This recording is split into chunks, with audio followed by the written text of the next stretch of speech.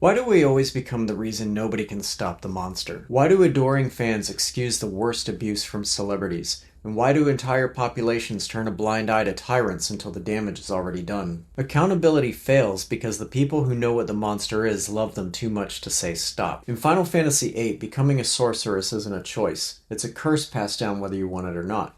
Rinoa inherits this terrifying, world-altering power completely by accident. There's a parallel to this in real-world culture and politics. Someone gets handed immense wealth, fame, or political power overnight, and they didn't earn the wisdom to handle it, but eventually everyone around them stops telling them no. To address this in Final Fantasy VIII, the sorceress has a knight as a safeguard. Squall is Rinoa's knight, sworn to protect her from the world, and sworn to put her down if she loses control. If she didn't have that, she might have an inner circle, or a loyal fan base, or political enablers. They claim they're keeping the sorceress grounded, but in reality their loyalty blinds them. They defend every red flag, making excuses until a public figure is completely insulated from consequences. One of my favorite fan theories is that Rinoa eventually becomes the final boss, Sorceress Ultimecia. There's no way for Squall or the player to know this during the journey, but after the final battle, the clues kinda all fall into place. Rinoa's white wings turn into Ultimecia's black wings. Ultimecia's floating castle sits directly above the exact flower field where Squall promised to meet her.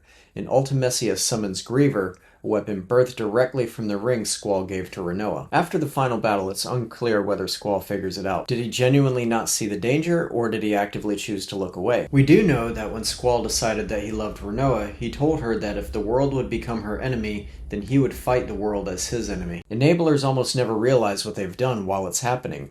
The realization only hits after the collapse, when they're standing in the wreckage of what their unconditional devotion allowed to happen. And it's easy to recognize when it's happening with somebody else, but if somebody you loved was becoming a monster, would you be the one to stop them, or would you be the reason nobody else could?